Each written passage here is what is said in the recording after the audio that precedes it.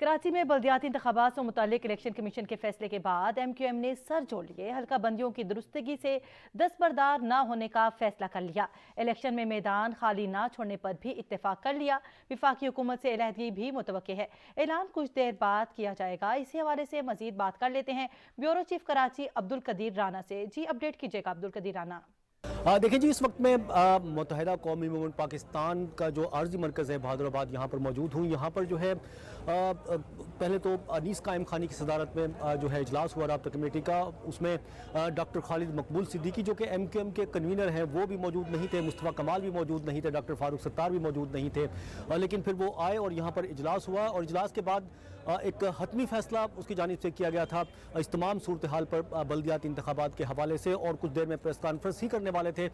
लेकिन फिर वो अचानक जो है यहाँ से रवाना हो गए और वो प्रेस कॉन्फ्रेंस का अभी तक इंतज़ार ही है।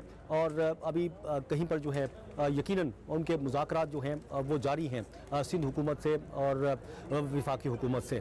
बल्दिया क्योंकि MQM का मुतालबा ये है कि जो बल्दियाती इंतखाबात हैं इससे पहले जो है हल्का बंदियाँ जो हैं वो मुकम्मल दुरुस्त की जाएँ और उसके बाद जो है बल्दियाती इंतखाबात कराए जाएँ।